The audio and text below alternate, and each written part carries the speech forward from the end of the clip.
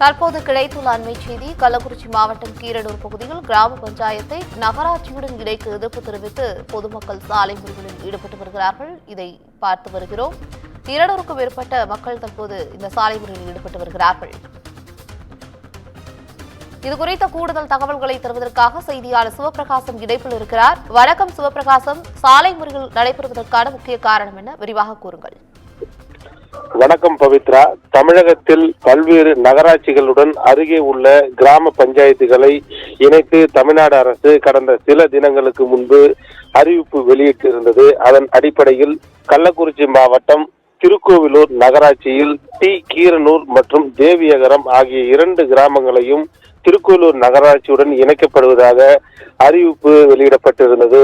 ஆனால் இந்த அறிவிப்பு வெளியிடப்பட்டிருந்த நிலையில் கீரனூர் பகுதியை திருக்கோவிலூர் நகராட்சியுடன் இணைக்கக்கூடாது என அப்பகுதி மக்கள் கோரிக்கை விடுத்துள்ளனர்.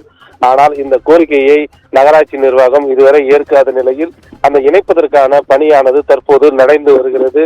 இந்த நிலையில் இந்த திருக்கோவிலூர் நகராட்சியுடன் கீரனூர் பகுதியை இணைக்கக்கூடாது என சுமார் 200க்கும் மேற்பட்ட பொதுமக்கள் கீரனூர் அருகே உள்ள புறவழிச்சாலை, அதாவது மண்டபம் பகுதியில் உள்ள புறவழிச்சாலையில் இன்று சாலை மறியல் போராட்டத்தில் ஈடுபட்டனர்.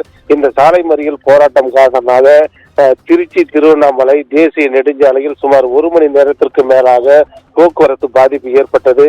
அப்போது அவர்கள் கூறுகையில் கிராம பஞ்சாயத்தில் இருந்து நகராட்சியுடன் கீரனூர் பகுதியை இணைத்தால் 100 நாள் திட்ட பணிகள் மற்றும் அங்கு இருக்கக்கூடிய அத்தியாவசிய பணிகளினுடைய விலை உயர்வு ஏற்படும். இதனால் கிராம பஞ்சாயத்தாகவே இருக்க வேண்டும் என தங்களுடைய எதிர்ப்பை தெரிவித்து சாலை மறியல் போராட்டத்தில் ஈடுபட்டு வருகின்றனர்.